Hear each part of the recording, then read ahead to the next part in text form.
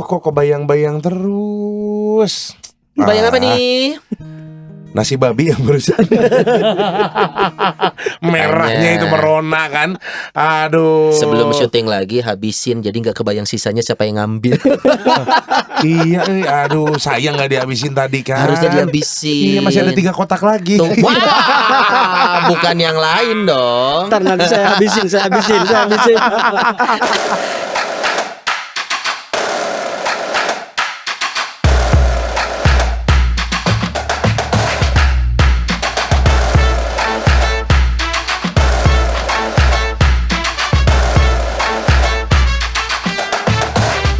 Ya, kita mau nyanyi lagu Ayo, yang galau. ini sebenarnya lagu cinta.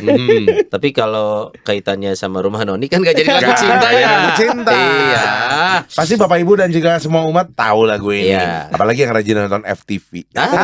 Bener. Kejar-kejaran pasangan di Bali, kejar-kejarannya di Kute, berakhirnya di Ubud ya. Ya, Itu gila kan? jauh. Betul, 2 jam perjalanan. Ya. Ser.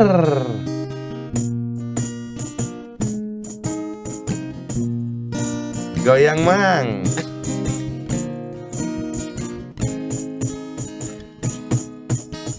Masih tersimpan bayanganmu yang telah membekas relung hatiku. Hujan tanpa henti seolah pertanda cinta tak di sini lagi, kau telah berpaling. Biarkan aku menjaga perasaan ini, oh, menjaga segenap cinta yang telah kau beri. Kau pergi, aku takkan pergi. Kau jauh, aku takkan jauh. Sebenarnya diriku masih mengharapkanmu. Sebenarnya diriku masih mengharapkanmu. Judul iya itu wow dapat dari mana tuh? Iya, Setahu gua wow sama tukang sayur. Kalau yang nyanyi bukan pastor aja. Berhubung. Iya, dan udah gitu berhubung juga pastornya bawa kitab suci. Bukan Waduh, kitab suci.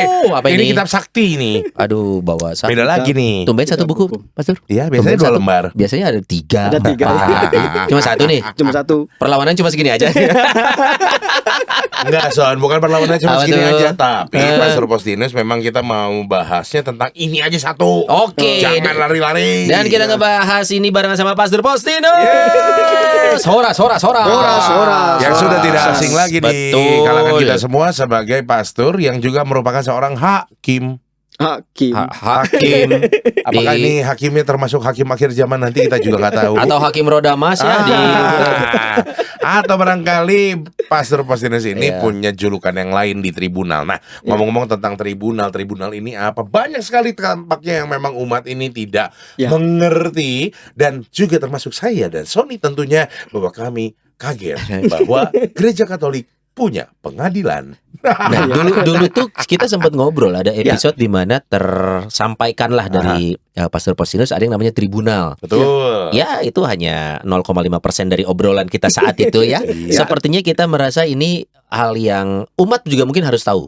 Harus tahu banyak, jadi mengerti bahwa oh ternyata dalam gereja Katolik ini kompleks sekali, termasuk hal-hal yang detail. Ya.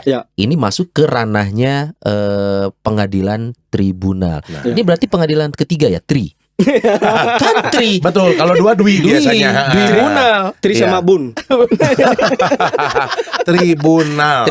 Iya, kalau tunggal kan pra biasanya ya. Pra. Kalau setelah pasca. Ini ngomong apa sih? Pengadilan tribunal untuk lingkungan gereja Katolik. Ini walaupun kita hanya bungkusnya ya Not ya. Nanti dalamnya ini luas sekali. Karena kita juga jadi pengen tahu hal-hal apa saja yang masuk ranah di pengadilan tribunal untuk diambil keputusannya. Apalagi yang berpengaruh untuk umat. Kan biasa mikirnya, ini paling hanya untuk pejabat gereja. Betul. Ini mungkin hanya untuk rohaniawan. Padahal ini juga bisa menyangkut dari umat kehidupan sehari-hari ya, Betul. Pak Surya. Oke. Dan ini juga jangan sampai nanti ada umat yang ngomong bahwa ini kan hanya untuk umat-umat yang tahu Hmm. bahwa ada tribunal gitu. Saya nggak tahu, nggak Nah, boleh. nggak tahu. Harus Pastor tahu. Faustinus boleh dijelasin dulu sedikit tentang tribunal atau tanda kutip bahasa sehari-harinya pengadilan begitu ya di gereja Katolik. Boleh dong Pastor Faustinus? Baik Sony dan Nondi, Hmm. terima kasih. Iya ya, tiap-tiap kita langsung masuk ke pertanyaannya. Iya, Ini sepertinya berat ya kita bahas ya. Tapi kita santai aja ya. santai aja, Santai seperti aja. biasa.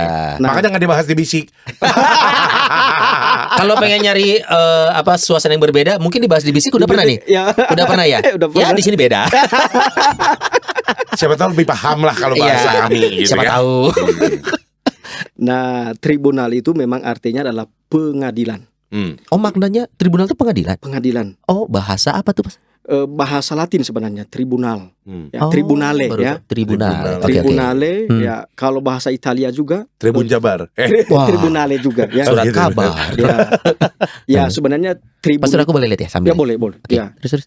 Nah, tribunal itu pengadilan gereja dan didirikan juga oleh otoritas gereja. Mhm. Dan sebenarnya siapa saja yang diadili atau dilayani di dalam tribunal itu, pengadilan gereja itu adalah semua mereka yang dibaptis. Itu Oh, pertama ya. Baptis Katolik ya, berarti ya. Katolik, Oke. gitu ya. Dan juga nanti orang-orang yang terkait dengan orang Katolik. Misalnya kan kalau dalam kasus anulasi perkawinan Ya, misalnya, ya. itu kan diurus oleh tribunal. Ya. Kalau misalnya ada orang yang bukan Katolik, tetapi nanti akan berurusan dengan orang Katolik, misalnya Ya. dia akan menikah dengan orang Katolik, Mhm. berarti dia harus mengurus juga di tribunal Oke. pengadilan gereja. Mhm. Nah itu seperti itu singkatnya. Oke. Tetapi di tribunal itu sebenarnya tidak hanya perkawinan yang diurus, Oke. tapi ada juga yang lain. Contoh? Contohnya pengurusan laisasi bagi para imam, para pastor yang sudah meninggalkan imamatnya atau Oh. sudah menikah atau sudah keluar dari imamatnya. Oh. Itu kan harus Oh. diurus ke Vatikan. Nah, biasanya yang mengurus Bapak Uskup pertama-tama, Oke. tapi Bapak Uskup nanti melibatkan hakim-hakim tribunal. Nah, hakim-hakim tribunal ini berarti ada hakim-hakim tribunal. Tidak cuma satu berarti hakimnya. Ya. Benar. Tapi tiap keuskupan tribunal itu satu atau gimana? Nah, tiap keuskupan itu memang didirikan satu. Lalu nanti oleh Bapak Uskup akan mengangkat yang namanya vikaris yudisial. Vikaris Ya, yudisial. vikaris yudisial itu harus satu orang, itu tidak boleh lebih, harus satu orang. Oke. Dia bisa berlaku juga sebagai hakim. Nah, kalau di keuskupan kita ini kan vikaris yudisialnya itu Romo Martin. Oke. Ya, Romo Martin Adianto. Aha. Nah, saya sebagai hakim dan ada satu lagi sebenarnya hakim itu Romo Wilfred. Sekarang sedang studi hukum gereja di Roma. Studi hukum gereja ya. Ya, di Roma. Oke. Ya, Aha. Saya juga studi hukum gereja. Nah, memang di dalam hukum gereja ini dikatakan sebaiknya hakim itu sudah memiliki gelar studi formal minimal lisensiat atau S2 hukum gereja. Oh, oke. Atau sekurang-kurangnya periti atau ahli di bidang itu. Nah, ahli di bidang itu berarti ya dia sudah ikut kursus, sudah juga punya pengalaman, jadi dia punya keahlian untuk bisa melayani sebagai hakim di tribunal. Nah, itu ada hakim. Tetapi ada juga yang disebut dengan notarius. Nah, Apa lagi nih? Sama dengan notaris kah? Iya. Saya mikirnya rapper mah, bukan. Notorious B.I.G. Rapper. Notarius. Notarius itu ya sebenarnya ada berlaku sebagai sekretaris ya. Oke. Sekretaris gerejawi. Ya. Kalau bahasa Inggrisnya sebenarnya ecclesiastical notary. Oke. Ya, jadi notarius gerejawi. Susah ya bahasanya ya. Iya. Dalam banget nih. Ya, Ini jabatan-jabatan melekat di sebuah lembaga tribunal itu tadi ya. Oke. itu wajib ada karena itu nanti dia akan mengurus soal penomoran kasus-kasus, ya. lalu juga untuk mengumpulkan dokumen-dokumen atau akta-akta. Oh, panitera kalau di pengadilan. Mungkin seperti Kurang lebih seperti panitera. semacam Oh, panitera. oke, mungkin familiar kalau orang familiar. dengar Itu sama panitera. bukti-bukti barangkali juga. Masuk Dia, pendapat dia mengumpulkan bukti, nanti dia apa? dokumentasi, ya, didokumentasikan. dokumentasi. Ya, Oke. dokumentasi. Berlaku Oh. sebagai sekretaris lah. Nah, ini Ya. gambaran pengadilannya seperti yang kita lihat di TV-TV kah? Atau di ruang pengadilan Nah, emang ada ruangannya gitu kan? Atau pakai sofa Oh, duduknya wah, asik gitu. nih. Makan ini nasi babi. Iya. Atau kayak gini bahkan ruangannya. Nah, sebenarnya sebelum ke sidang itu ada satu lagi yang penting. Oke. Namanya adalah defensor vinculi.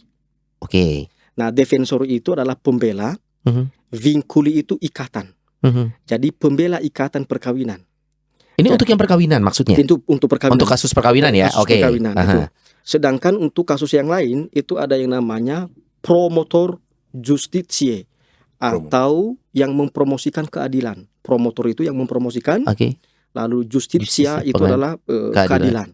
Oke. Jadi ada orang-orang tertentu yang nanti membela keadilan di dalam itu. Kalau di sidang yang enggak maksud itu membela keadilan tuh dalam artian Jaksa penuntut umum. Nah, jaksa penuntut umum. Tapi kalau promotor justitiae tidak memiliki hak untuk menuntut, Oke. dia memiliki hak untuk membela.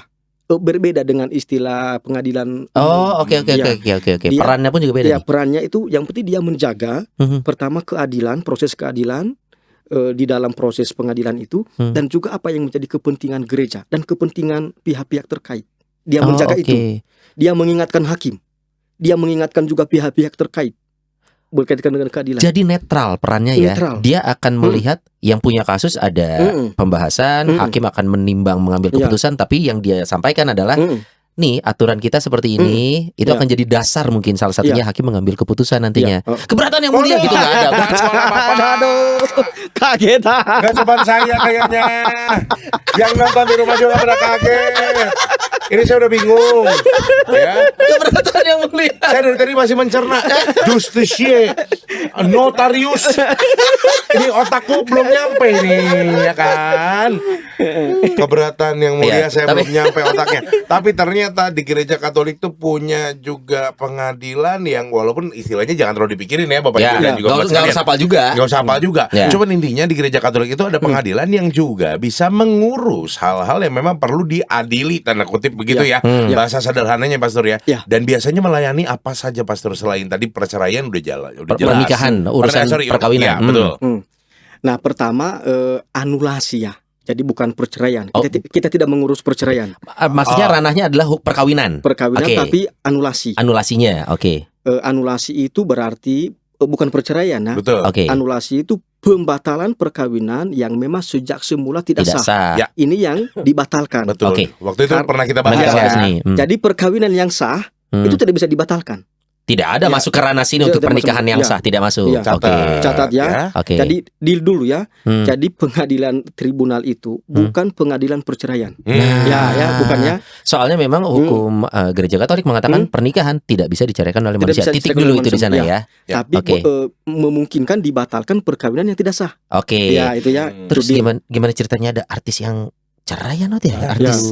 Nah, itu. La la la la la la la. Bukan di sini. La la la la. Ada soalnya terjadi di Indonesia. Ya. Terjadi. Pasangan yang beragama Katolik atau Protestan Iya. pun Betul. mungkin terjadi, tapi itu bukan ranah ngobrol kita hari ini. Iya, betul. Kita ngobrolnya adalah untuk pengadilan tribunal. Nah, selain Tapi bisa jadi Anulasi. setelah mereka dengar ini nanti tidak melakukan lagi perceraian. karena tidak boleh apapun Ya, karena tidak ceritanya. boleh. Ya, mudah-mudahan. Oke, mudah-mudahan. Mudah-mudahan. Nah, ya. itu ya. Oke, anulasi yang berkaitan sama hukum pernikahan, apalagi pastor yang umum. Berkaitan dengan laisasi. Laisasi itu. Yang tadi Laisasi pastor itu itu ya, imam. Seorang imam menjadi awam kembali. Oh. Meminta dispensasi ya menjadi awam. Ada loh. Bitan, Ya. berarti ini boleh ya imam itu boleh mengajukan pengen menjadi awam kembali atau dikeluarin. Atau bahasanya boleh atau tidak? Bukan soal boleh karena Oke. ini kan pertama dia pasti kalau menjadi awam itu dia pasti melanggar apa yang menjadi kewajibannya. Oke. Misalnya Kaul-kaulnya misalkan. selibat. Kalau Selibat. imam projo kan selibat, Ya. gitu ya. Kalau kami misalnya, tapi kami kan biasanya yang mengurus oleh ordo. Kami nggak ke tribunal biasanya. Oh, enggak ke beberapa tribunal. ordo seperti itu. Ya, Ada ordo karena- yang akan menyelesaikan. Karena di ordo juga saya juga mengurus itu laisasi Oke. untuk imam-imam kami. Laisasi. Ya, laisasi itu berarti kembali menjadi awam. Oh, keren kembali menjadi laisasi kan? Lai. Mana lai? Kembali menjadi lai. Kembali menjadi lai. Apa kabar lai? Kacau. Horas lai. Orang lai. Berarti kalau gitu jadinya muda lagi, ya kan? Isi Aduh. warna lai. Isi warna lai. Aduh. Oke, laisasi. Laisasi. Di ordo ada, tribunal pun melayani hal ini. Iya, Oke. melayani. Nah, jadi itu laisasi nanti biasanya oleh hakim tribunal membantu Bapak Uskup karena Bapak Uskup yang mengangkat kita kan Oke. sebagai pertama hakim instruktor yang mengarahkan, Oke. yaitu yang mengurus kasus itu. Lalu nanti di umumnya itu ada asesor. Asesor itu hakim yang lain yang membantu hakim instruktor itu ya. Oke. Ya bisa 1 bisa 2. Hmm. Lalu nanti ada notariusnya di situ Aha. untuk mencatat semua akta yang ada. Lalu nanti diminta votum. Votum itu pernyataan atau Oke. opini dari hakim instruktor. Oke. Dia menjelaskan bahwa kasus ini seperti begini, ada votumnya. Lalu juga ada votum dari Dewan Konsultores di Keuskupan. Oke. Ya, Ini Dewan lembaga yang terpisah lagi. lembaga terpisah lagi. Oke. Apaan tuh? Karena kan kalau di Keuskupan kan adalah Dewan Imam, Oke. ada Dewan Konsultores. Iya. Dewan Konsultores itu Dewan Penasihat. Oke. Ya. Om Stef, nanti kalau episode sama pastor-pastor pakai catatannya kita bawa kertas. Kayaknya penting. Iya, Banyak coy. Iya. banyak. Iya. Jadi, Iya, Tapi emang itu. ada cita-cita masuk ke tribunal, Pak? maksudnya ya untuk studi banding. Soalnya banyak sekali elemennya ya. Dan Banyak. sekali lagi umat nggak harus ngapalin tapi paham, kita harus paham. Ya, Oke, oke. Lalu nanti di akhir itu ada votum Bapak Uskup. Oke. Votumnya itu misalnya yang bersangkutan imam yang meminta laisasi ini Aha. ada pertimbangan-pertimbangan yang bisa dikabulkan permohonannya untuk kembali menjadi awam. Case by case berarti ya. Ya, lalu nanti dikirim ke Roma tata suci. Wow, sampai ke sana Gitu, ya gitu. putusannya ya. Ya. Lalu Roma pasti ketok palu atau ditinjau dulu? Ditinjau dulu. Oh. Mereka juga nanti membentuk hakimnya di sana, Walah. tim hakim. Ya, Oke. di sana. Lalu nanti diperiksa semua akta, dokumen-dokumen. Kalau sudah cukup bukti dan alasan-alasan dari Bisa berbagai diterima. lalu mereka keluarkan reskrip istilahnya. Oke. Reskrip itu berarti surat deklarasi resmi Mhm. dari tahta suci bahwa yang bersangkutan diberi laisasi dan sekaligus dispensasi atas selibat. Dan itu final. Tidak ada upaya berikutnya ya. Itu sudah keputusan yang final kalau sudah dikeluarkan tata suci. Umumnya diberi diberi kesempatan bagi dia kalau kan ada namanya voluntary. Dia meminta dengan sukarela. Mhm. Berarti sebenarnya ngapain dia banding juga kan? Ya, Kan dia yang karena dia minta. memohonkan. Yang meminta Ya. itu. Ya. Memang reskrip akhir-akhir ini yang saya tahu kalaupun dia tidak mau tanda tangan tetap berlaku efektif. Reskrip itu pengeluaran dia dari imamat atau Tidak minta persetujuan dari pemohon, Iya, itu berlaku mengikat. Berarti Oh, kalau misalkan oke, bahasa oke. gampangnya gini ya, saya bantu terjemahin. Kalau yang dia memang mengajukan untuk keluar dari imamatnya, berarti kan atas kesadaran si pastor Iya, ini sendiri. voluntary lah. Voluntary. Ya. Tapi kalau misalkan ternyata pastor tersebut melanggar dan tiba-tiba tanda kutip kita adili atau sampai dengan ke Roma, keluar reskrip atau hasil vote-nya dari Roma itu sudah berlaku efektif. Nggak usah ditandatangan maksudnya sama orang yang Enggak. bersangkutan. Justru kalau dia dikeluarkan, jadi artinya dilaisasikan, dikeluarkan, dismissal istilahnya dari status klerus, Mhm. dia harus diberi kesempatan untuk membela diri. Oh. Itu mengapa? Karena gereja menekankan supaya prosesnya adil. Pastor, kenapa bukan di level tribunal membela dirinya? Nanti ya prosesnya nanti dia akan sampaikan melalui tribunal, melalui Oke. Bapak Uskup itu ya. Ah, Nah, nanti dikirim ke Vatikan bahwa ini dia banding misalnya atau Oke. dia tidak setuju. mhm, Lalu nanti diperiksa lagi apa alasannya. mhm. Itu kan? Oke. Kalau seandainya cukup mendasar, lalu ada bukti-bukti, dipertimbangkan. Kalau tidak, tetap dikatakan bahwa ini keluar. Keluar reskrip itu. Reskrip bisa dibanding lagi? Bisa sampai ke paus, ke Bapak Paus. Oh, ini Ya. sama kayak ini ya, keputusan kasasi ke Ya. Tapi kalau sudah MA ya. peninjauan kembali. ya, Iya, tapi iya. kalau Bapak Paus yang mengeluarkan reskrip Sudah selesai. udah selesai. Final itu ya. Ya, nggak bisa lagi. Oh. Kecuali Ada kalau yang namanya peninjauan kembali ada sama sekali bukti baru. Nah, baru bisa. Tapi kalau sama Oke. sekali nggak ada ya sudah. Ada kasus-kasus selama ini banyak gak sih? Nah, misalnya kalau imam yang tadi dihukum itu dikeluarkan artinya, jadi bukan dia minta bukan, tapi dihukum, dikeluarkan Karena sanksi ya, gitu diberi sanksi. Itu umumnya begini. Imam yang ini kanon baru ya. Ini Oke. kanon baru. Kitab hukum kanoni yang baru. Oke. Kanonnya 1392. Itu yang baru dikeluarkan 8 Desember 2021. Mhm. Kalau ini masih yang lama. Kanon yang lama. Yang Oke. lama itu.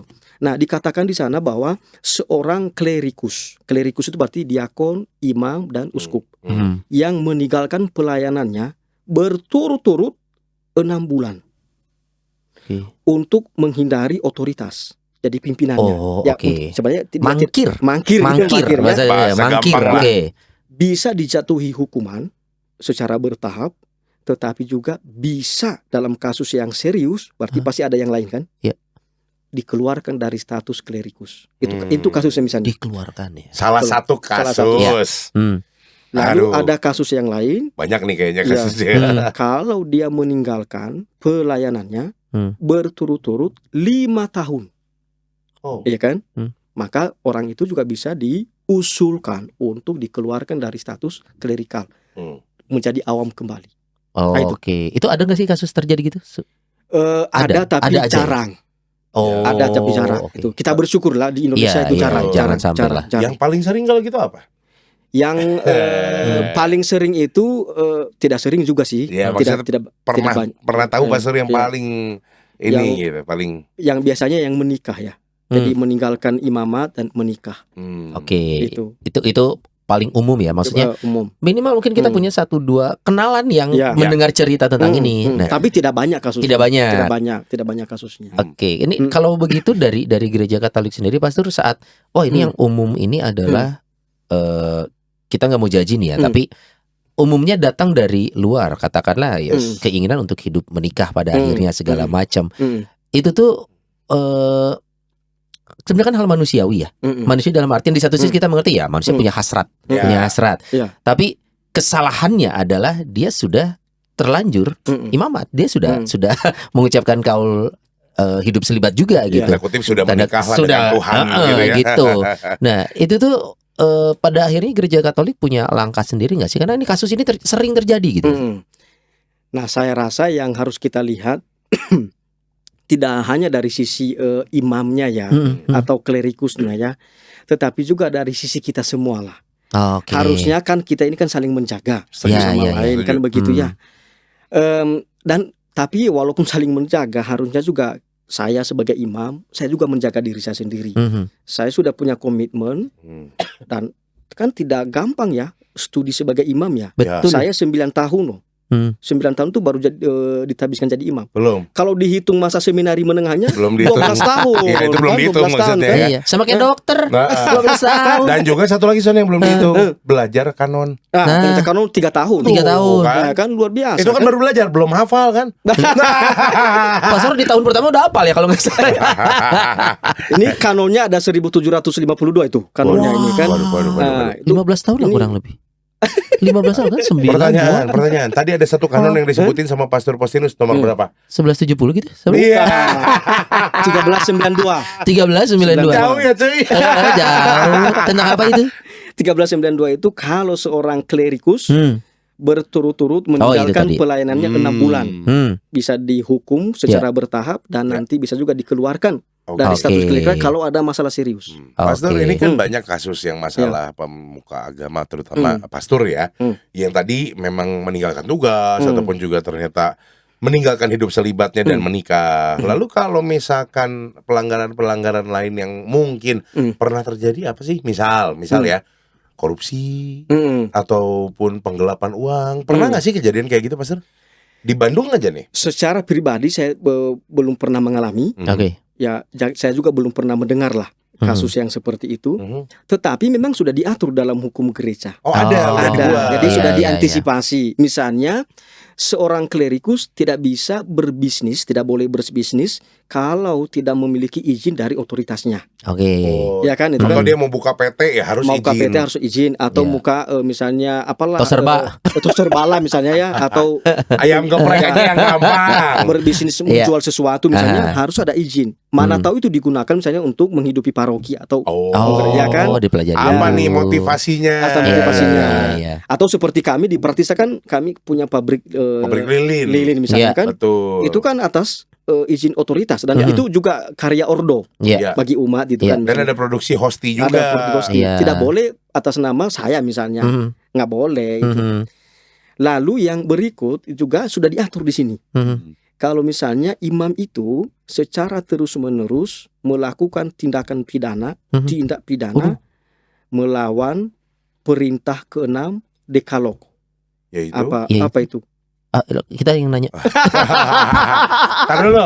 Perintah ke-6-nya apa? Dekalog. Dekalognya apa? Ya. Dekalog juga kita belum tahu. Nah, Apa itu, Pastor? perintah ke-6 itu berzina atau Oke. melakukan persetubuhan. Sedangkan Dekalog itu kan 10 perintah Allah. Oh, Deka. Deka. Kenapa nggak Dasa ya? Dasa 10 Kalau Dasa sih. mungkin kita pikir gitu. Iya. Dasa mungkin kepikir. Ya emang kitanya aja yang guys. Iya. Nah, itu. Dekalog Oke, apaan? dekalog. Iya. Gue pikir dekalogi apa gitu. Kenapa hanya ke-6? Kan mencuri, berzina, membunuh. Kalau membunuh ada lagi nanti kasusnya. Beda lagi. Beda lagi. Itu kan juga sudah diatur di sini. Pasal yang berbeda di Pasal dalam yang kanonnya. berbeda. Oh, oke. Termasuk membunuh itu kan termasuk aborsi kan. Oh, Nah, oke. Aborsi itu langsung ekskomunikasi late sentensi ya kan? Iya kan? Kalau dia Pelan-pelan, Pastor, pelan-pelan. Pak supir, pelan-pelan, Pak supir. Itu apa Pastor maksudnya? Langsung apa? ekskomunikasi itu berarti dia keluar dari gereja Katolik dengan sendirinya tanpa dijatuhkan oleh siapapun. Kalau gitu. melakukan praktik tadi Berarti itu. aborsi itu. Tapi harus diingat oleh umat dan oleh kita semua. Kalau pelakunya adalah pastor, berarti dia kan melakukan kesalahan besar kan? Ya. Maka bisa juga diproses sampai ke dikeluarkan dari status klerikal. Karena dia romo, Ya. harusnya dia pembela itu Iya, tidak boleh iya, kan iya, melakukan iya. itu, tapi Iya. malah dia melakukan misalnya kan? Iya. Atau mendukung Iya. dan berhasil misalnya kan nggak boleh. Harusnya ini berlaku ini juga ya ke awam ya. Soalnya awam kalau juga. hukum negara buat orang masih excuse gitu ya. Hukumnya hukum negara masih orang banyak melakukan nih. Kita berlakukan hukum ini jangan hanya untuk klerikus. Tapi memang diberlakukan tuh semuanya. Tapi kan kalau awam kan bagaimana kita mengeluarkan dia dari status Agamanya kan? Iya. Dia hanya misalnya tidak bisa menerima komuni sebelum dia mengaku dosa. Nah, hebat luar biasa kan? Nah, masih ada pengampunan di sini. Jadi masih ada pengampunan. Jadi harus dilihat dalam gereja kita itu walaupun ada sanksi, Ya. tetapi bukan menghukum orang supaya mati kan begitu ya? Iya. Betul, Tapi betul. supaya orang bertobat. Bertobat. Iya, memang itu hukum Maka kita. hukum di gereja Katolik itu artinya obat, medicine, Ya. obat. Jadi bukan seperti yang kita pahami secara umum. Betul. Ya. Hukuman itu, pidana itu berarti langsung dihukum orang itu lalu dipenjara macam-macam. Kita enggak, supaya orang itu punya kesempatan bertobat. Ya. Nah, itu. Sampai sini dulu nih biar nggak Nah, bingung. tarik nafas. Tarik nafas, minum dulu. Nah, Minum dulu.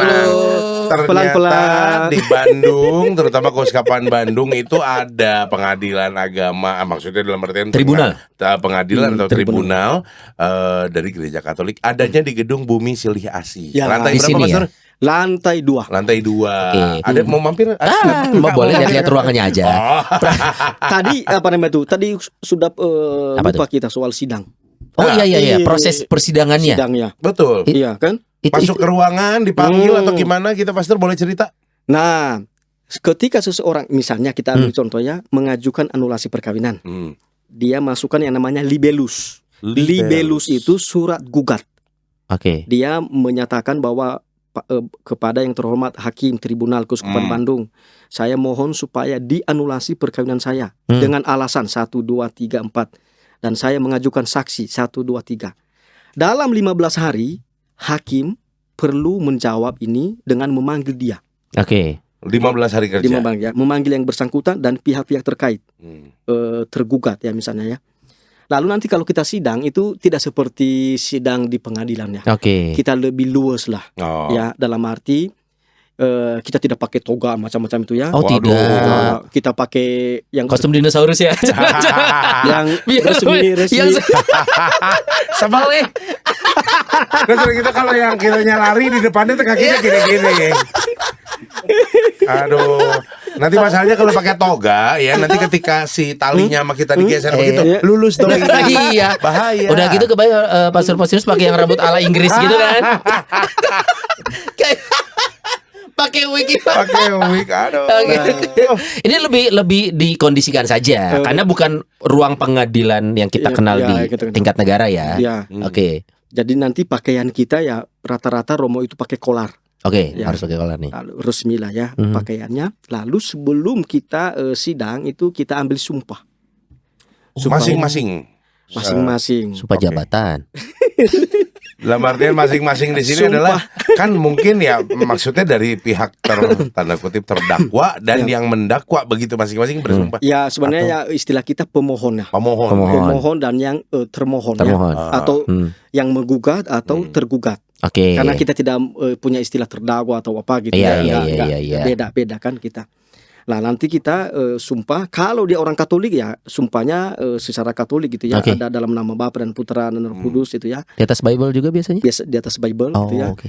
Kalau dia bukan orang Kristiani, Aha. maka umumnya kita sumpah dia mengikuti kata-kata hakim. Oh, Misalnya. oke. Ya, itu. Ikuti kata-kata saya. Ya, ikuti kata-kata saya. Selamat siang. Wah, enggak dari sana dong. Ya, itu. Jadi kurang lebih begitu. Oke. Iya, iya, iya. Ini yang menarik juga tadi kan kita bicara tentang ranahnya kalau klerikus ini umumnya adalah para imam. Ini berlaku untuk biarawati juga? Bukan hanya untuk biarawati tapi untuk umat juga misalnya. Ya, untuk umat itu kalau misalnya melakukan sakrilegi. Sakrilegi itu berarti merusak ekaristi. Wow. Atau merendahkan. Berat ini. Sebenarnya misalnya mengambil hosti dia buang sembarangan. Oke. Atau dia injak gitu kan. Kalau ngasih ke anaknya? Nah, itu kan nggak boleh itu. Kasih ke anaknya bener boleh nggak itu? Tapi kalau anaknya kan sebenarnya kan nggak boleh, itu kan untuk dia Iya, sebenarnya. Nggak boleh itu ya, nggak boleh. Kalau ketahuan nggak dibawa ke tribunal juga dong. Ditegur saja seperti. Sebenarnya nanti keikutsertaan tribunal di situ melihat seperti apa sih motivasi dari situ ya. Jadi perlu dilihat. Tapi pertama-tama orang itu bukan seperti di luar sana itu ya, tapi supaya dia bertobat, tidak melakukan lagi. Maka nanti bukan hanya lagi dia dipanggil lalu dimintain keterangannya, tapi didampingi secara pastoral. Oh, nah itu. Oke. Kalau biarawati juga sebenarnya bisa diadili di tribunal kalau berkaitan dengan misalnya soal dia melanggar aturan-aturan gereja, kan bisa juga ya. Kalau yang tadi kalau laisasi untuk biarawati juga berlaku kan? Nah, laisasi itu untuk para klerikus. Oh, khusus untuk klerikus bahasa laisasi. Iya. Kalau untuk biarawati? Kalau biarawati itu dispensasi atas kaul-kaul. Oh, beda lagi. Beda lagi. Dispensasi itu pelonggaran atas kewajiban hukum. Nah, ini berbicara tentang si biarawati, lalu juga apa namanya klerikus. Kalau mereka masih novice ataupun juga masih dalam tahap pendidikan, mau menjadi pastor, ya let's say para frater lah gitu. Apa perlu ke tribunal? Kalau memang sampai mau mengundurkan diri atau tidak perlu. Oh, tidak perlu. Tidak perlu karena mereka misalnya kalau di OSC kan sebenarnya yang mengurus di OSC itu bukan tribunal. Ya. Kalau frater dari tarekat religius ya. Bukan tribunal karena itu diatur oleh ordo. Dan biasanya yang mendampingi itu formatornya. Kalau belum kekal maka provinsial bisa mengambil keputusan kalau orang itu misalnya mundur. Bisa dikabulkan oleh provinsial sebelum kaul kekal. Kekal. Atau kalau dia melakukan pelanggaran juga provinsial juga bisa mengeluarkan yang bersangkutan walaupun atas rekomendasi dari formator tentunya kan. Ya dia tahu dari sana gitu misalnya. Ya, ini ya Pastor, lanjut lo aja. Enggak, ini barenganmu lo mau ngomongin tadi nih, kompak kita. Nah, kalau seandainya para suster sama juga para suster itu diurus oleh kongregasinya, ya oleh formator di kongregasinya. Kalau belum kekal bisa dikeluarkan oleh provinsial melalui rekomendasi dari formator. Tapi kalau sudah kekal, kalau tarekat kan ada dua jenis tarekat. Ada tarekat berhukum kepausan, artinya didirikan atas otoritas kepausan. Ada tarekat berhukum keuskupan, didirikan oleh keuskupan. Kalau tarekat berhukum kepausan maka diurus sampai ke Vatikan. Kalau seandainya berhukum diosesan atau keuskupan diurus ke Bapak Uskup. Wow, ngeri ya. Nah, sampai ya, betul. Nah itu. Nah, ini berarti memang kasusnya tuh harus dilihat case by case, harus dipilah lagi. Ini pemohon atau termohonnya siapa, datang dari mana, baru dipelajari. Nah, sekarang kalau kebetulan saya juga ada sih kenalan anak. Iya, tapi ini baru di ranah seminari. Jadi dia memang salah satu pelajar di sana. Akhirnya mengundurkan diri. Nah, mungkin sayangnya banyak orang sudah punya judgement sendiri. Betul. Seminari itu adalah sama dengan lu siap jadi pastor. Saat di tahap seminari mengundurkan diri, buat dia kita kehilangan satu calon pastor. Walaupun iya di satu sisi, tapi judgement itu sulit hilang kadang pastor. Kita harus mengakui gitu. Padahal sebenarnya selama belum mengucapkan kaul kekal, sebenarnya ada kesempatan mereka boleh mengambil langkah itu, Ya. tapi kita menyayangkan mungkin sekilas aja lah. Wah, sayang juga gitu. Nah, si pandangan stereotip seperti ini tuh bahaya nggak sih buat para orang-orang yang wah gue jadi udah masuk seminari, kalau ternyata panggilannya belum pada akhirnya buat dia, kan dia jadi beban gitu loh Pastor. Nah, itu banyak terjadi nggak sih? Nah, saya rasa harusnya kita lebih bijak lah bertindak kepada mereka atau menyimpulkan apa yang mereka putuskan. Oke. Kalau masih di seminari menengah, itu kan mereka bayangkan setingkat SMA ya. Usianya pun. Usianya itu Iya. ya. Jadi mereka itu masih proses pematangan juga. Kan ketika suatu saat mereka sudah merenungkan dan mengatakan, oh saya tidak cocok meneruskan panggilan. Harusnya kita besarkan hati mereka. Mana tahu nanti ketika dia sudah dewasa, ketika dia sudah kuliah, dia mengatakan, oh saya punya panggilan. Kembali dia kan? Nggak ada tahu. Ya. Jadi jangan kita hakimi dia malah. Oh, kayak suster siapa tuh Son pernah yang kejeda dulu Iya, kuliah kerja kuliah dulu, iya. lalu baru masuk lagi apa ada namanya, panggilan. kongregasi. Nah, itu. Kita nggak tahu Mungkin ya? soalnya. Itu sangat mungkin ya. Sangat mungkin, sangat mungkin itu ya. Mungkin tumbuh kembali atau dipikirkan ulang gitu ya. Jadi jangan kita judge lah. Betul. Tapi saya ini mau klarifikasi sedikit. Ya. Kalau yang berkaul itu hanya para suster dan para frater atau yang sudah jadi imam juga dari tarekat religius. Misalnya seperti OSC, seperti Jesuit, seperti OAD, MSF, OMI itu ya. SCY itu adalah mereka yang berkaul.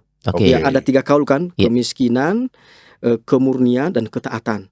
Sedangkan kalau projo atau diosesan itu mereka tidak memiliki kaul, tetapi mereka memiliki kewajiban selibat.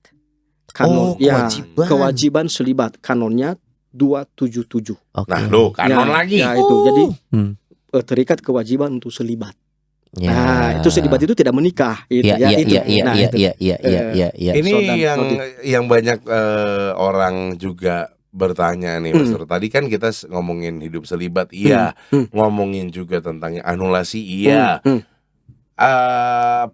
Pastor Postinus sendiri pernah dengar nggak ada kasus di tribunal atau di pengadilan gereja Katolik yang cukup nyeleneh atau cukup unik gitu karena apa gitu? Pernah dengar nggak, Pastor? Saya belum pernah dengar. Yang saya pernah dengar itu yang normal-normal saja, yang ya tidak susah untuk mengadilinya juga, untuk mendampinginya. Mengapa? Karena kasus itu yang umum terjadi dan biasanya dibawa ke tribunal. Saya belum punya pengalaman yang itu unik gitu. Kalau yang bersinggungan dengan ranah hukum di negara Republik Indonesia, pernah nggak, Pastor? Contoh pidana, contoh, berarti mungkin pidana. Iya, pidana. Misalkan contoh bersinggungan. Kekerasan seksual misalkan. Nah, gitu. Nah, itu mungkin baik juga kalau kita bahas berkaitan dengan itu. Nah, memang begini. Ada satu tindak pidana yang juga diatur di dalam hukum gereja ini adalah kekerasan seksual atau sexual abuse, pelanggaran seksual yang dilakukan oleh para imam. Ya kan? Khusus para imam nih. Ya kan di sini. Para imam ya. Nanti juga ada untuk para religius kan ada juga kan begitu. Tapi kalau para imam itu biasanya hukum gereja sangat tegas, sangat keras malah. Ini harus diproses dengan baik.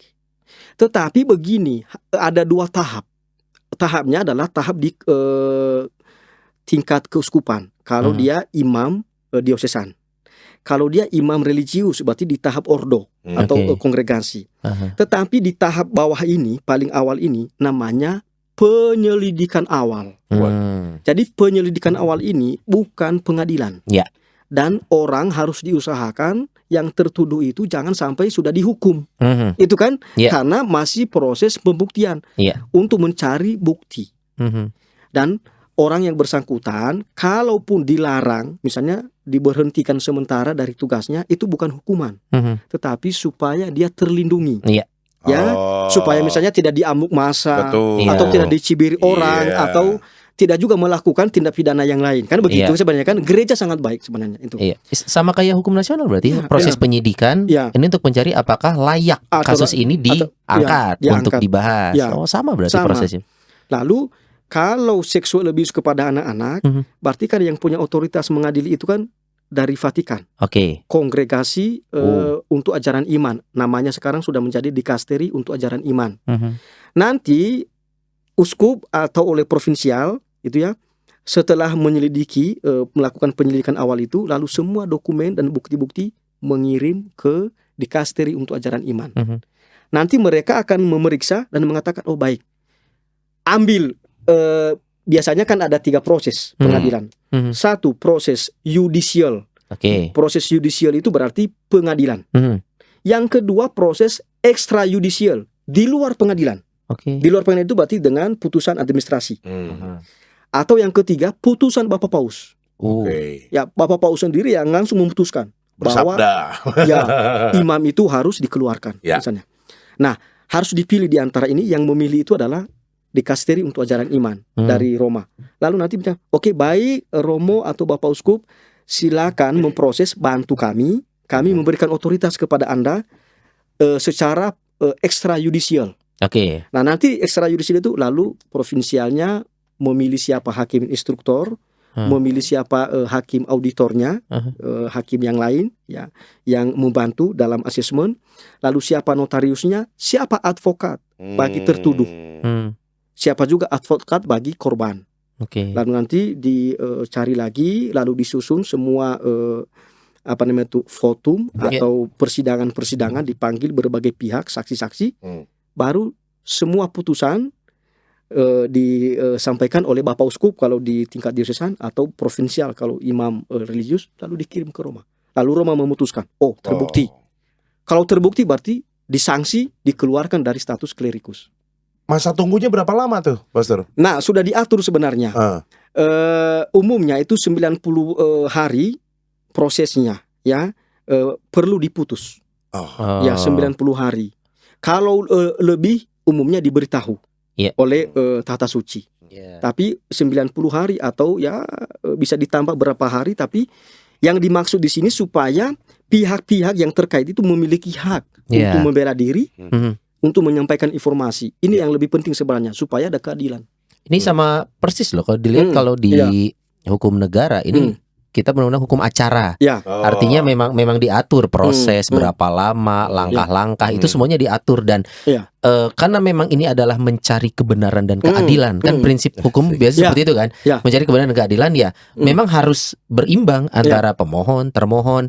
Jadi makanya mengejudge orang yang sedang proses itu terlalu dini dan itu berbahaya karena menggiring opini aja pada akhirnya. Sedangkan kita nggak tahu latar belakang. Misalkan kita angkat kasus yang seorang imam mengundurkan diri, menyatakan tidak terlibat lagi. Untuk awam mungkin saya sama Dodi, wah parah nih, imam harusnya nggak boleh. Tapi kan kita nggak tahu. Disitulah proses pencarian kebenaran keadilannya. Nah, tapi memang serumit itu. Tadi kan contohnya adalah sexual abuse misalkan, Pastor. Nah, untuk imam nih yang kembali menjadi awam, kasus apa biasanya yang pada akhirnya diberikan keputusan boleh? Latar belakang sampai level paus biasanya apa yang melatar belakangi paus? Oke, yang ini gua kasih gitu. Dan sampai akhirnya menjadi awam, apakah jadi boleh menikahkah? Kemudian ini nih penting. menikah dan berkeluarga misalkan, atau buka ayam geprek atau ngemsi bareng kita berdua misalkan. Jangan dong nambah-nambah saingan. Ayam geprek itu cuman punya palingan penyet lah. Yalah minimal biar beda. Gimana Pak Sur? Panjang kan rumitnya? Nah, memang yang yang ada kasusnya adalah para imam yang akhirnya dalam perjalanan waktu mengalami pemikiran ulang bahwa saya tidak cocok menjadi imam. Subjektif dong. Ya, atau misalnya saya mengalami krisis panggilan. Atau ada yang merindukan misalnya saya pingin punya anak juga, kan begitu. Lalu dia meninggalkan imamatnya. Nah, karena dia meninggalkan imamatnya setelah beberapa tahun itu ya, lalu dia datang kepada uskup atau kepada provinsial, saya mau mundur dari imamat. Tapi kan nggak boleh mundur. Kan harus ada otoritas yang memberi itu kan. Karena kan imamat kan kekal. Kekal kan. Nggak boleh saya mengatakan mundur gitu. Lalu umumnya kan mereka udah menikah atau udah kumpul kebo. Waduh, ada gitu. Iya. Oke, kasuistis nih ya. Karena kan nggak boleh menikah secara sah Iya, kan? iya. Ya kita sebutnya kumpul kebo karena Buffalo dia Gathering. ya karena mungkin secara sipil kan Iya, sudah iya. menikah secara Iya. sipil. Hmm. Maka mereka yang sudah menikah secara sipil ini bisa secara voluntary ya secara sukarela meminta laisasi itu. Ya. Kalau sudah diberi laisasi oleh Bapak Paus, ya Bapak Paus ya dikeluarkan reskrip bahwa dikabulkan, maka silakan kembali seperti awam, seperti sebagai awam dan boleh menikah. Maka perkawinannya yang sudah dilangsungkan secara sipil yang tidak sah tadi secara gereja Katolik dikonvalidasi. Oh, konvalidasi istilahnya nih. Istilahnya juga sama seperti yang mengurus anulasi itu. Jadi sah. Jadi sah nanti setelah itu. Tapi ada tapinya. Di dalam reskrip itu disebutkan kanon 976. Di situ dikatakan bahwa dalam bahaya darurat keadaan mati itu ya kalau peniten dalam keadaan bahaya mau meninggal, imam yang tadi sudah menerima laisasi itu bisa menerima pengakuan dosa dari mereka itu. Betul. Darurat. Darurat ya. Seru ternyata. Coba baca Pak Son ya 976. 976.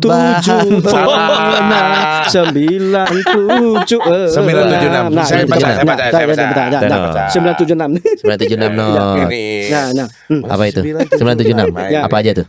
Imam manapun meski tidak memiliki fakultas penerima pengakuan dapat memberi absolusi secara sah dan licit peniten manapun yang berada dalam bahaya mati dari segala sensura dan dosa. Meskipun hadir juga seorang imam lain yang memiliki fakultas. Maksudnya fakultas, lalu sensura dan juga itu apa? Semua aja. Fakultas itu wewenang. Wewenang. Ya, walaupun dia tidak memiliki wewenang karena sudah dilaisasi. Ketika peniten itu yang mengaku dosa dalam bahaya mati satu itu ya, kendati dalam bahaya mati itu ada imam yang lain, tapi yang mengaku dosa itu minta kepada imam yang sudah dilaisasi boleh, dia tetap boleh.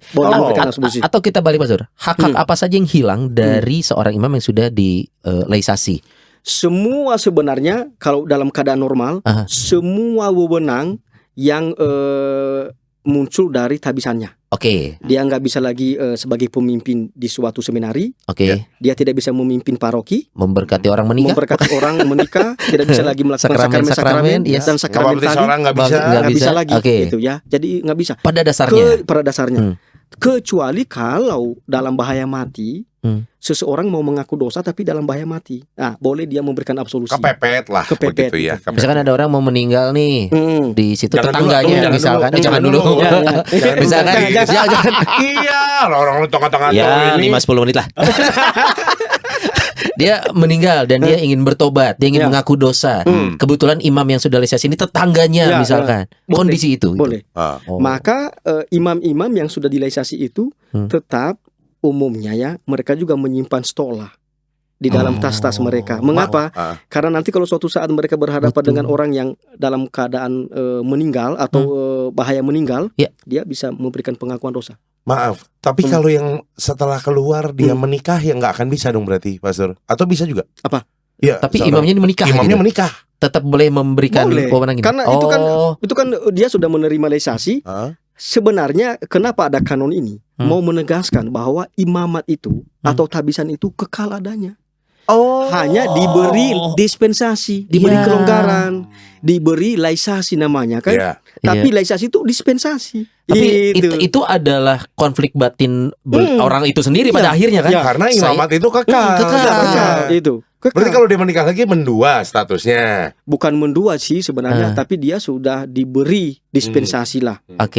Walaupun sebenarnya ya harus dipikir-pikir juga ya menjadi imam atau tidak. Karena kalau sudah menjadi imam, tabisan itu kekal loh.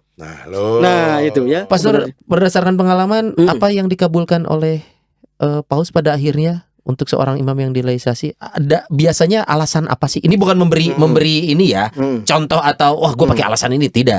Cuman walaupun kasuistis beda-beda, tapi umumnya yang diberi itu dia sudah menikah.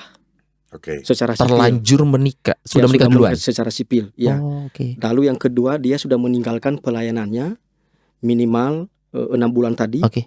dan bahkan rata-rata yang misalnya saya urus itu sudah 5 tahun ke 5 atas. tahun.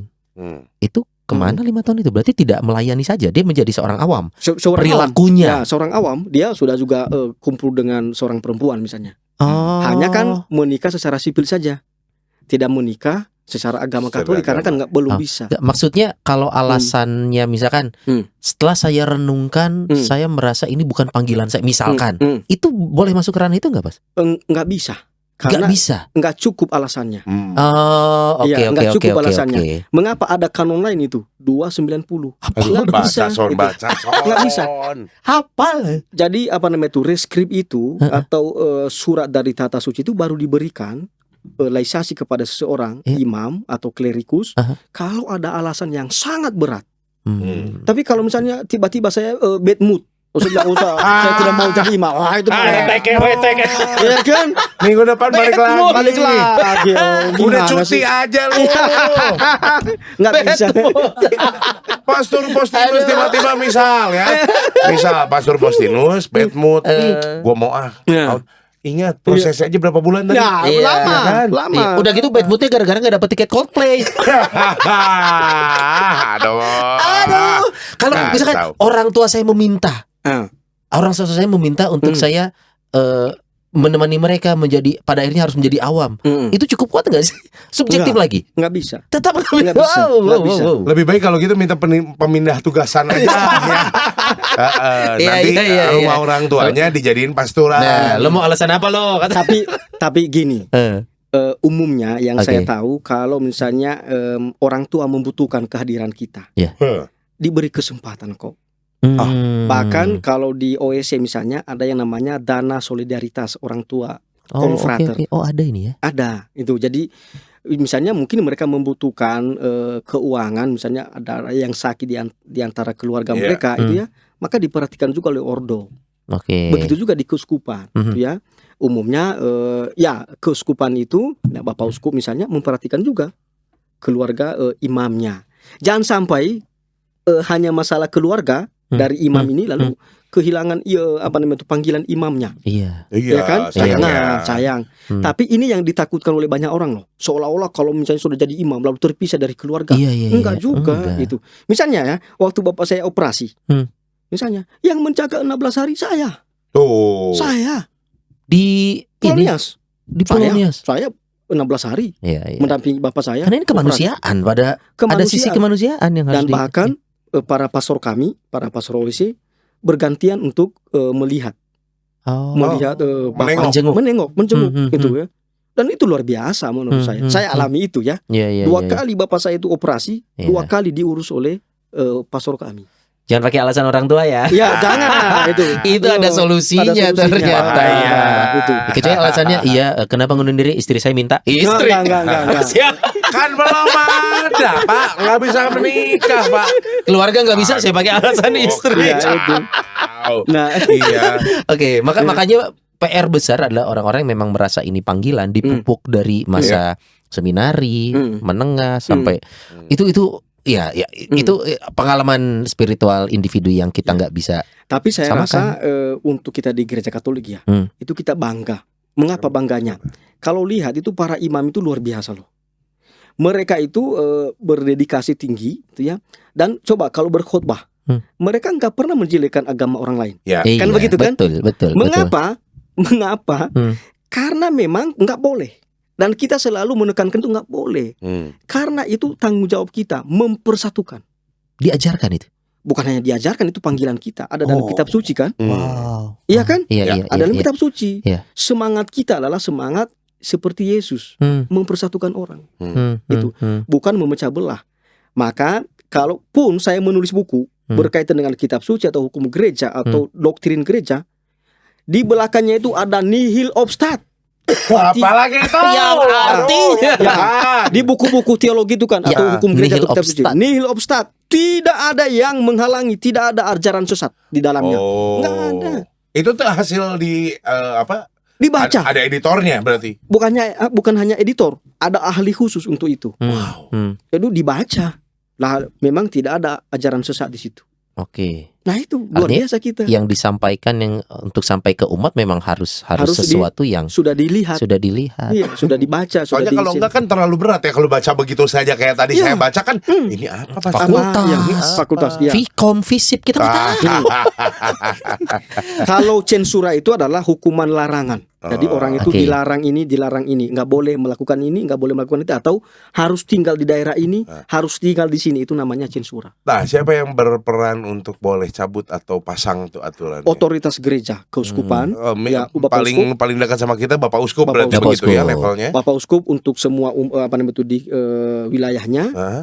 Lalu juga bisa untuk umat, Mhm. bisa juga untuk para klerikus, Nah. bisa juga untuk para suster. Oke. Kalau umat biasa kasusnya apa nih? Nah, kasusnya misalnya yang tidak diketahui oleh umat, Ah. yang tidak diketahui oleh umat ya, namanya kalau itu dia orang Katolik Ya. Oke. tapi membaptiskan anaknya di luar gereja Katolik. Wow. Itu sebenarnya Masa Kena nggak tahu? hukuman itu? Bukannya ya harus, ada hukuman sebenarnya. bukannya itu basic ya? Tapi maksudnya ada yang nggak Bukan. tahu. Ya tidak tahu itu. Nah itu ada juga yang begitu. Itu diadili biasanya. Tidak diadili, tapi dalam arti dikumpulkan bukti-bukti Ah. sebenarnya. Oke. Tapi memang sebelum dikeluarkan larangan-larangan itu kepada yang bersangkutan, misalnya dia dilarang terlibat aktivitas liturgi, misalnya nggak bisa lektor, Oke. nggak bisa iya, iya. Pemasmur, ya. Pemasmur. nggak bisa Tatip. Paduan suara. prodiakon, gitu ya, Prodiakon. nggak bisa dan itu ya. Mengapa? Karena menjadi skandal. Dia nggak bisa menjadi saksi iman, Iya. saksi ajaran, tetapi malah dia terlibat, gitu misalnya. Maaf, Ada. ini yang sehari-hari saya temui nih Pastor ya. Hmm. Kalau orang Katolik yang menikahkan putra-putrinya di gereja lain gimana? Atau di agama lain? Kena juga nggak? Nah, Maksudnya bukan sakramen pernikahan Katolik. Bukan. Tapi kan Oh. gini, kalau tadi membaptiskan anaknya di gereja lain. Iya. Kalau ini menikahkan putra atau putrinya, tapi jadinya ngikut ke agama lain. yang kena di situ kan orang Katoliknya. Iya, orang Oke. Katoliknya Yang orang maksudnya. Katoliknya Mm-mm. nanti kenanya apa? Nggak bisa menerima komuni. Komuni. Ya berarti kena dong. Kena sebenarnya. Oh. Tapi umat kita kan banyak yang tidak tahu. Banyak tidak tahu Hmm. atau ada yang juga yang pura-pura tidak tahu. Atau Nah, sebenarnya ya harus diproses atau otomatis itu misalkan orang gereja mencari tahu. Harus ketok Harus palu heeh. atau memang dia udah otomatis gua mundur. Nah begini, memang dia sebenarnya otomatis Aha. tidak bisa menerima komuni. Oke. Itu hukum pertama dulu ya, Iya. kita pegang. Tetapi nanti prosesnya kan ada pendampingan pastoral. Kita tanya kenapa sih kamu melakukan itu? Karena banyak juga orang yang tidak tahu, kan begitu ya. Walaupun ada juga yang tahu. Iya. Nah kalau ada yang tahu atau ada yang tidak tahu, kita tawarkan solusi. Mau nggak kami menawarkan solusi?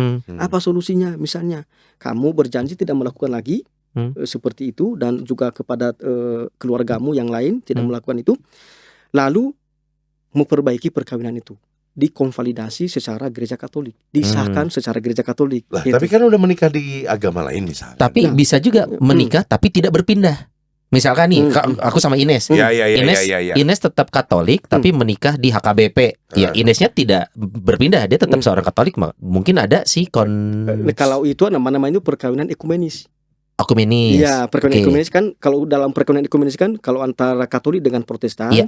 lalu hadir pendeta dan pastor. Lalu nanti yang penting diatur tugasnya, hanya waktu menanyakan janji perkawinan dilakukan di hadapan Romo. Perannya Romo, betul. Sah. Itu sah. Sah. Oh. Jadi satu ditanya pendeta, satu Iya. ditanya Romo, Ya, bukan. atau dua-duanya. Bukan. Itu porsi Romo Porsi yang Romo. menanyakan itu Dua-duanya janji nih. nikah. Ya, jadi karena ada janji sebelum janji nikah kan, lalu kan Romo itu bertanya, apakah kalian? Ya. Lalu Ada di depan Romo kita gitu. ya, apakah kalian? Ya, Anggap itu kitab suci. Nggak mau, Pastor, tolong jangan. apakah kalian mau meresmikan perkawinan ini Iya. dengan sungguh-sungguh? Lalu dijawab dengan Ya. sungguh-sungguh, ya kami Iya. bersedia. Kedua, apakah kalian bersedia dan setuju untuk saling mencintai sampai mati? Sampai mati kan? Iya. Ya, bersedia. Iya. Ya. Ketiga, ini yang penting. Apakah kalian mau menerima anugerah dari Tuhan, anak-anak yang akan lahir, mendidiknya dan membaptisnya secara Katolik? Ini yang penting. Iya. Makanya lalu kami bersedia. maka sebenarnya child free itu nggak boleh. Nah. Karena ditanya kan, bahasan lain, bahasan lain. itu kan, Bahasan itu lain. nggak boleh. Ini kalau mau posting, saya jadi pengen nambah. Iya. Ini tau nggak nambah Bahasan? si pertanyaan. Ini kan bahas tentang tribunal ya. Tadi kan katanya child free nggak boleh. Nah, tapi kan Meluas coba ini. tadi kita bawa buku Iya. cuma satu. Nah, supaya kita fokus tribunal. Tribunal, Tapi sudah kemana-mana kita Iya, ya. benar. Boleh Gimana? kali Pastor sedikit lah. Gimana? Ah, Boleh sedikit lah. apa? Kalau tadi child free nggak boleh. Aku mau kau punya anak, tapi kau bayi tabung nggak boleh. Ya, Ini beda lagi. Beda lagi. bayi tabung juga nggak boleh. Mengapa? Nah, disimak. Mengapa? Karena itu tidak terjadi persetubuhan yang humanum, yang manusiawi, Oke. dan tidak terjadi di dalam alat kelamin yang sesungguhnya. Oke. Kan itu kan apa? Di sana ini yang harus dihindari.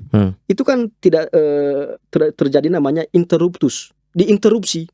Ya itu kan? Karena lalu nanti itu dibuahi di luar. Di luar. Bayangkan setelah dibuahi di luar, lalu yang baik dimasukin lagi kan? Benar kan? Iya. Jadi sudah kos-kosan dia. Hmm. Ya kan? Kos-kosan. Ya kan? Lalu yang berikutnya ini yang bahaya. Berarti bisa digunakan rahim siapapun dong. Ya kan? Iya. Lalu spermanya bisa disimpan yang lebihnya dong. Hmm. Benar nggak ya? Iya, iya. Berarti poligami dong. Oh, Oke. Oke. Lalu nanti kalau disimpan itu lalu diambil sembarangan orang.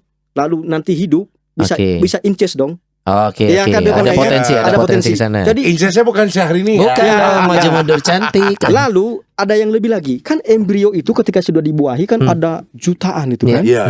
Itu. Lalu dilihat mana yang bagus diambil, yang tidak bagus dihancuri dong, abortif dong. Oh, ada sisi abortifnya. Jadi gereja itu tidak hanya mengatakan begini, tapi banyak pertimbangan moral. Ada studinya. Bagus ya, itu Iya, ada iya, studinya. iya. Gitu. Makanya nggak boleh. Walaupun memang ini butuh episode sendiri ya, Ya, karena itu. karena ini kompleks sekali, Ya. menyangkut moral, menyangkut suara hati, Betul. medis, ini Medis. kompleks Dan sekali. juga keengganan untuk child free. Iya, karena khawatirnya ini hanya sebatas lifestyle atau Ya. keren-kerenan Ya. aja. 0,00% lah ya. Iya. Jadi balik lagi ke tribunal pasti Iya, iya, berkaitan iya. dengan yang umat bersinggungan dengan umat sehari-hari ya. Kalau ini masuk nggak sih ranah warisan? Masuk ke tribunal nggak sih? Sebenarnya tidak. Mengapa? Karena itu kalau warisan itu berkaitan dengan gonoginia. Kalau gini kan bisa, misalkan ditinggal meninggal itu juga bisa warisan kan? Bisa. Nah, kita tidak mengurus hal yang begitu. Oh enggak. Yang kita urus itu kalau ada kaitannya dengan harta benda gereja. Oh, harta benda gereja itu Seorang seperti umat Ya, ketahuan mencuri satu piala dari ngapain beri satu piala? kalau Dua dong. kalau hal yang seperti begitu tidak sampai ke tribunal. Kan nanti diurus di tingkat paroki atau di Oke, mana. di polsek aja itu. Fokusnya. Yang biasanya yang apa itu kalau misalnya berkaitan dengan harta benda gereja. Harta benda gereja itu termasuk gereja, asetnya seperti apa. Kan begitu kan harta gereja kan? Lalu apa namanya itu keuangan gereja ya, atas nama gereja. Nah, itu kan berarti kalau seandainya ada hal-hal yang kan ada yang bertanya misalnya. Paroki ini teritorialnya di sini. Oke. Siapa sebenarnya pemiliknya? Nah, harus kita beritahu umat. Pemilik paroki ada? Nah, harus kita beritahu umat karena kadang-kadang misalnya tarekat religius tertentu menyerahkan gereja itu untuk keuskupan misalnya. Oke. Tapi kan berpindah ke pemimpinan lalu mengatakan oh ini punya kami kok. Nah, harus kita sadari saya sebagai imam tarekat religius sebenarnya yang punya otoritas dari harta benda gereja di keuskupan itu adalah Bapak Uskup. Yang punya otoritas di seluruh harta benda gereja di seluruh dunia Bapak Paus. Dan itu ada dalam hukum ini. Waduh. Walaupun nanti pemiliknya ya nanti siapa yang tertulis di situ. Omstep misalkan ya, gitu. ya tarekat religius mana, lalu paroki mana itu oke gitu. Perorangan bisa. Perorangan Misalkan tanahnya punya omstep, boleh bikin gereja sono gitu. Harus kita hindari yang begitu. Oh. Mengapa? Karena kan soal hukum kita kan warisannya. Iya. Nah, bagaimana nanti mewariskan itu? Umumnya kita memakai badan hukum. Oke. Nah, badan hukum itu berarti kalau dia paroki diwakili oleh pastor paroki, tapi harus atas nama paroki itu. Iya. Walaupun nanti bisa diwakili oleh pastor paroki kan. Kalau berganti nama berarti harus diganti siapa yang mewakili kan.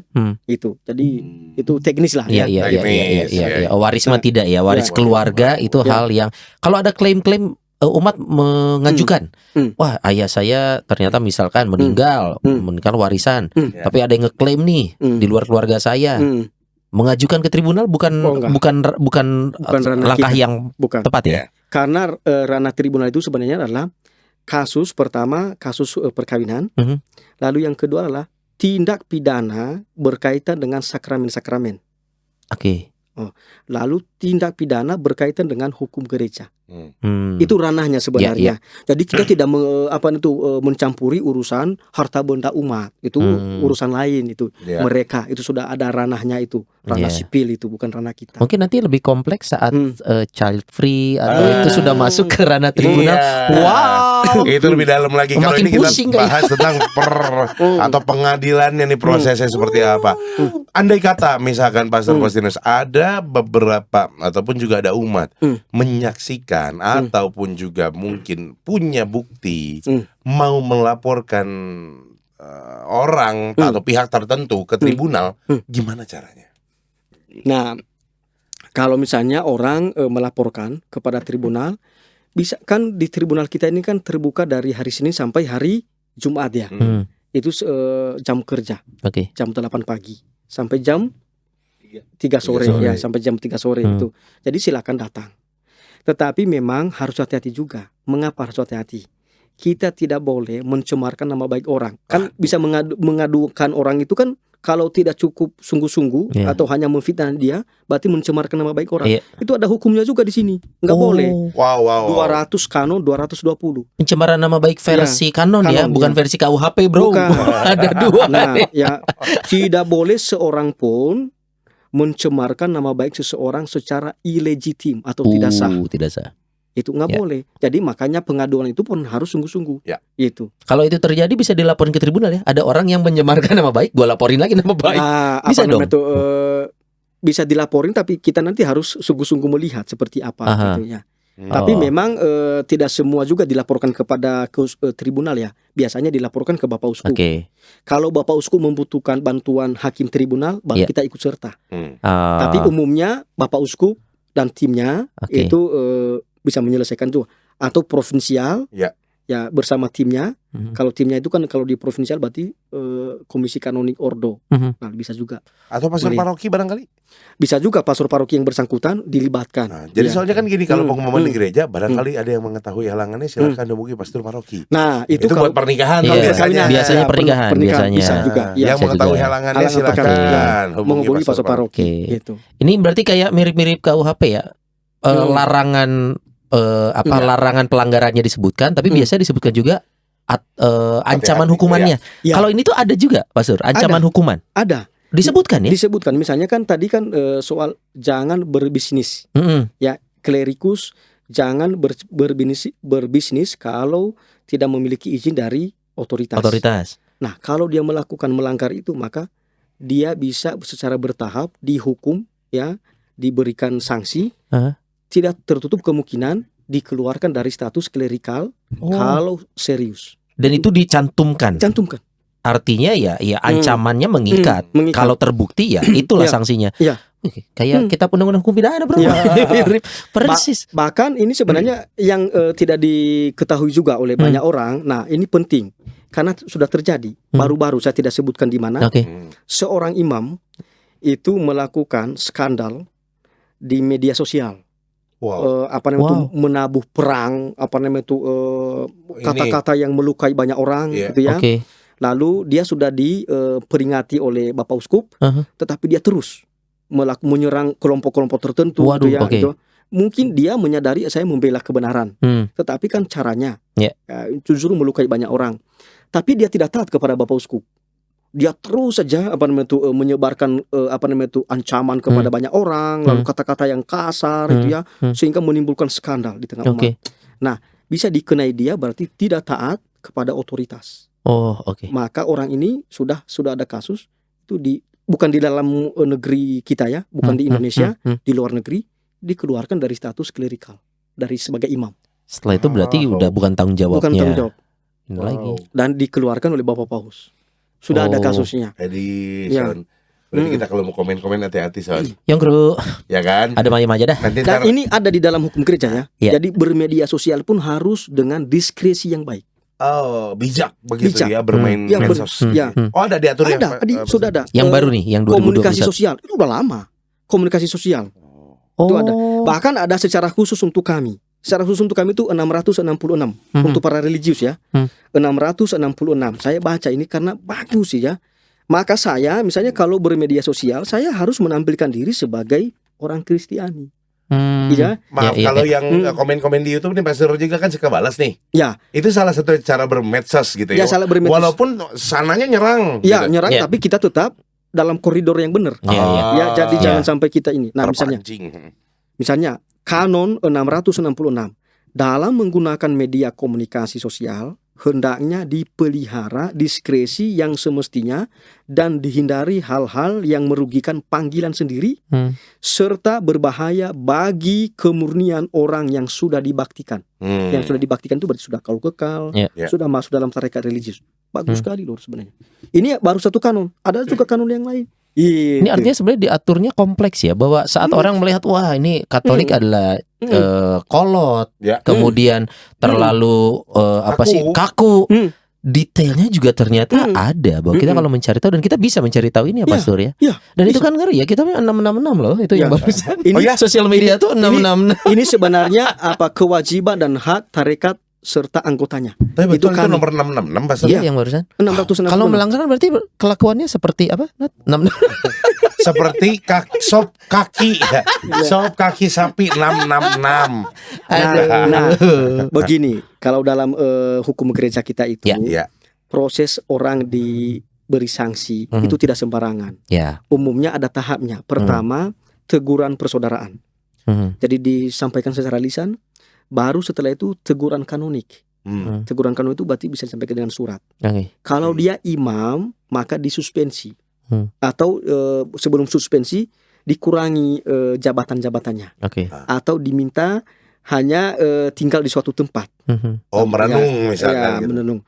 Baru kalau tidak berubah, baru ditingkatkan. Bisa suspensi. Berarti dia tidak bisa melakukan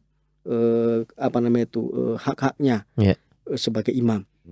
Kalau umat juga sama. Jadi ditegur, ya lalu diberi peringatan, dan kalau enggak baru dijatuhkan interdik misalnya. Interdik itu sama. Larangan. Tapi kalau interdik itu bisa kena semua orang Katolik, baik awam maupun imam. Kalau suspensi hanya para klerikus. Para klerikus saja suspensi, ya. Suspensi. Ya. Gawat nih Son. Banyak banget istilah-istilah yang muncul hari ini ya.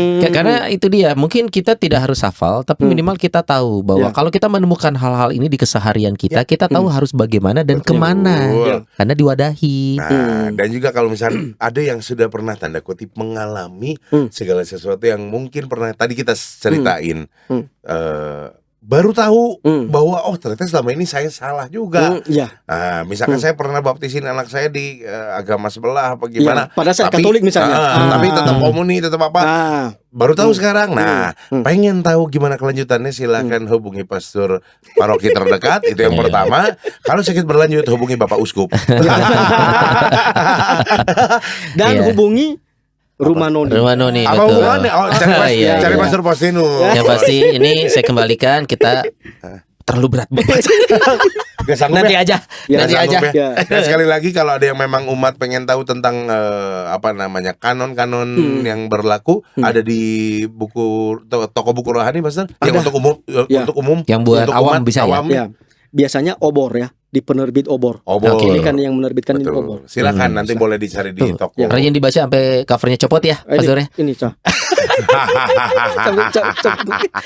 Kayaknya itu lagi misa panas ya, butuh kipas-kipas sih kayaknya. Iya, daripada puji syukur kita masih rapi masih rapi. Enggak berani dibuka. Aduh. Terima kasih umat sekalian sudah menyaksikan Rumah Noni kali ini. Pastor Postinus terima kasih. Terima kasih Pastor. Jangan bosan-bosan datang ya. Jangan bosan-bosan juga. Tidak. Ya, menghibur umat. Ini ensiklopedi berjalan. Kita itu pastor, kita tidak menghibur umat tapi umat terhibur ya udah. Kalau gitu. Terima kasih kalau terima kita kasih. sudah Yes. menyaksikan Rumah Noni, kita ketemu lagi di Rumah Noni Ketemu lagi berikutnya. ya. Bye bye. Bye.